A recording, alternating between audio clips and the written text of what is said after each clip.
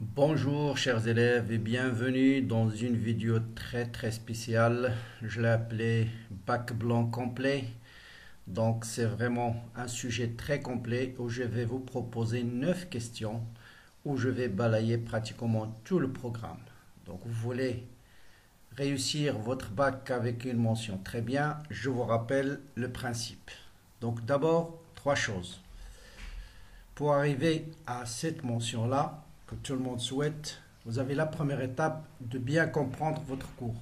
Ça, c'est la première chose. De bien assimiler le cours, savoir retrouver toutes les équations différentielles, le cours complet. Deuxième étape pour cette période, c'est de travailler au minimum les 5 dernières baccalauréats. Hein? Si vous êtes option PC, vous devrez faire aussi ceux de sciences maths et inversement. SVT, essayez de faire aussi celle de PC. Et troisième étape, la troisième clé, c'est d'essayer de faire des bacs blancs, pas n'importe quel bac blanc, vraiment des bacs blancs de niveau bien élevé comme celui que je vous propose aujourd'hui. Et avec ces trois étapes, vous avez la clé en main pour arriver au sommet. Et toutes ces étapes-là, vous les avez bien sûr dans la chaîne. Vous avez des cours, des résumés, tous les anciens baccalauréats corrigés et une grande partie de bac blanc corrigé également. Bien.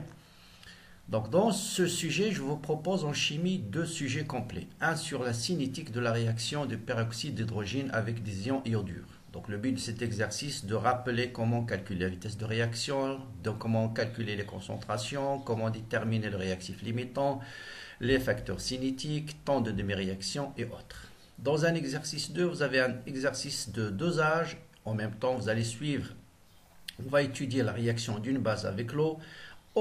Aussi, vous allez voir comment déterminer l'équivalence par mesure conductimétrique. Donc vraiment un sujet complet. Sur la physique, vous avez 6 questions. Donc un exercice sur les ondes mécaniques, un exercice un peu détaillé sur le nucléaire, 3 exercices sur l'électricité, un exercice sur les lois de Newton, un exercice sur le repère de Freinet comme application à la force de Lorentz. Donc vous avez vu que dans ce devoir, j'ai insisté sur l'électricité et sur la chimie. Parce que le cadre pédagogique de cette année, la note, vous avez pratiquement 70% de la note va être concentrée sur l'électricité et la chimie. Donc voilà le premier exercice, on va le balayer rapidement. Donc qu'est-ce qu'on vous demande? Bien sûr, c'est une réaction de H2O2 avec I-. On vous donne bien sûr les volumes, les concentrations. On vous donne deux courbes et on vous demande d'associer chaque courbe à une grandeur physique, de déterminer le réactif limitant, de déterminer les concentrations initiales et calculer les concentrations finales de chaque élément. Donc voilà, on vous donne des éléments, à vous de savoir laquelle correspond à I-, laquelle correspond à I2. On va déterminer la vitesse de réaction à un temps bien déterminé, déterminer T1,5 et presque toutes les questions relatives à la cinétique. Pour l'exercice 2, c'est première partie, on va doser une solution S. Je propose de déterminer la concentration. Pardon, c'est le but bien sûr de n'importe quel dosage, d'abord par pH-métrie. En prenant une concentration Ca dans un volume et on verse progressivement l'acide chlorhydrique. Donc on va doser avec un acide fort. Voilà, on vous donne le pH et 2 de pH. Ensuite, toutes les questions classiques, déterminer l'équivalence, calculer la concentration, remonter à la concentration et ainsi de suite. Après, bien sûr, quel est l'indicateur coloré? Deuxième étape, on va suivre et on va étudier l'équilibre de la solution S, c'est-à-dire la solution de la réaction entre une base avec l'eau. On va déterminer la constante d'équilibre, quelle est la relation entre cette constante d'équilibre et la constante d'acidité Ke, comment déterminer la constante d'équilibre en fonction de X équilibre et de C, et ainsi de suite. Et en troisième étape, on va recalculer la concentration par mesure conductimétrie. Bien. Pour les ondes, on va vous donner deux courbes, A, Y, en fonction de X, un instant TA et un instant TB. C'est ce qu'on appelle l'aspect de l'onde à l'instant TA, l'aspect de l'onde à l'instant TB. Et bien sûr, quelques questions classiques de l'onde qu'il faut absolument savoir. Comment déterminer la longueur d'onde, la célérité, comment déterminer les instants où les photons ont été prises et comment déterminer l'équation de vibration de la source YS en fonction du temps. Un exercice sur le nucléaire qui contient 5 parties indépendantes. Donc on va étudier la composition d'un noyau, on va étudier le noyau, calculer le défaut de masse et l'énergie, on va étudier la réaction de fusion. On va essayer de savoir les ressources en deutérium, donc l'énergie libérée. On va assimiler la masse de l'atome du deutérium à la masse du noyau, déterminer le nombre de noyaux dans une masse, déduire l'énergie libérée par une masse, et ainsi de suite. Ensuite, on va utiliser la consommation annuelle énergétique. Donc là, on va essayer de voir les ressources en combustible sont en fait limitées par le lithium utilisé pour fabriquer le tritium. L'utilisation du lithium continue dans l'eau de mer et ramène les limites à quelques millions d'années. On va essayer de le vérifier avec ces questions-là. Et vous avez une question sur les déchets, temps de demi-vie des déchets d'une réaction nucléaire. Bon, je vous laisse le choix après, bien sûr, de lire tranquillement l'énoncé, mais vraiment en balayer pratiquement tout le nucléaire. En électricité, j'ai vraiment 3 exercices extrêmement importants. Donc, je passe tout ce qui est classique, calcul équation différentielle, ça je pense tout le monde doit le savoir, mais je vais vous donner quelques courbes un peu particulières. Donc là, on vous demande de calculer l'énergie totale d'un circuit LC, de justifier brièvement pourquoi l'énergie est constante et déterminer l'expression de UC au carré en fonction de I carré et 0 LC. Et à partir de cette courbe, à partir du courbe, on va déterminer un certain nombre de grandeurs physiques comme l'amplitude, la capacité, la fréquence et l'énergie.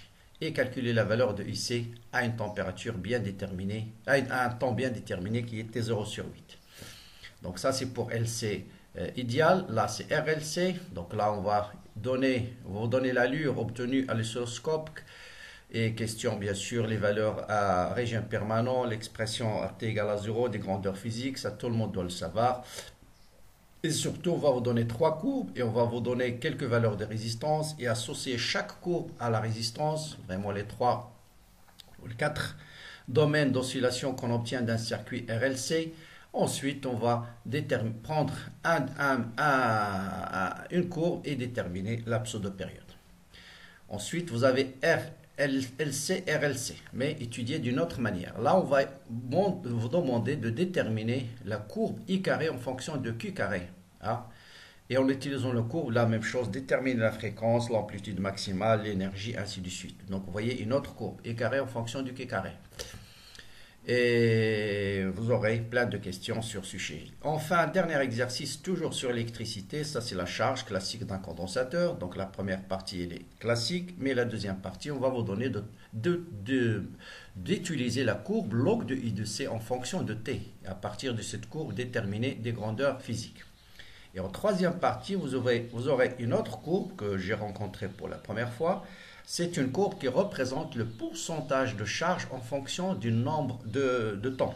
Donc, permet de créer de nouvelles grandeurs qui est P égale U de C sur E en pourcentage en fonction de N qui est égal à alpha T, qui est T sur temps. T représente la durée de la décharge en unité de constante du temps. C'est-à-dire, N égale à 1, c'est taux, N égale à 2, 2 taux, N égale à 3, 3 taux, N égale à 4 taux, N égale à 5 taux. Et à partir de ce document, on va déterminer quelques grandeurs telles que la valeur de N, on peut dire que la décharge est terminée, quelle est la durée minimale pendant laquelle le consommateur doit rester dans la position convenable pour que la charge du condensateur puisse être considérée comme totale, et ainsi de suite. Donc voilà un exercice qui sort un peu de l'ordinaire, mais vous allez voir, une grande partie, c'est toujours la compréhension du circuit RC. Après, c'est juste, on vous donne juste une écriture de l'équation différentielle d'une autre manière, essayer de manipuler, savoir déterminer les grandeurs physiques à partir d'une courbe. Enfin, un exercice sur les lois de Newton, sur les équations horaires du mouvement, bon, très classique, j'espère que vous allez bien réussir cette question-là. Et enfin, une application du repère de Freinet et comme application la force de Lorentz. Donc comment déterminer la direction du champ, comment montrer que le mouvement est circulaire uniforme et comment calculer le rayon de la trajectoire. Donc voilà pour cet exercice ou bien ce sujet extrêmement intéressant, extrêmement varié. Vraiment, c'est un exercice assez complet et comme je disais tout à l'heure, la clé elle est simple. Pour arriver à là, c'est très facile. bien voir maintenant, c'est le temps juste de voir les résumés. Et vous avez les résumés du cours dans la chaîne. Juste les résumés maintenant, l'essentiel. Avant de faire les bacs blancs, je vous conseille d'abord de travailler au moins les 5 dernières années. Bac 2020, 2019, 2018, 2017, 2016. Tous ces corrigés, vous les avez sur la chaîne. Que ce soit session de rattrapage, session normale. Et vous allez voir que pratiquement, c'est toujours les mêmes questions qui se reposent. Et pour vraiment être au top, essayez de faire des bacs blancs de niveau un peu élevé, comme ceux que je vous propose sur cette chaîne. J'espère que c'est clair. À vous maintenant de faire votre effort et la solution, je vais bien sûr la proposer sous forme de 2 ou 3 vidéos au cours de la semaine. Probablement, je vais essayer de faire une séance en direct s'il y a des élèves qui sont intéressés en live. Comme ça, on va discuter ensemble. Bon, s'il y a des élèves qui sont intéressés, me font des commentaires, laissez-moi vos commentaires et je vais vous dire comment on va s'organiser pour faire la correction.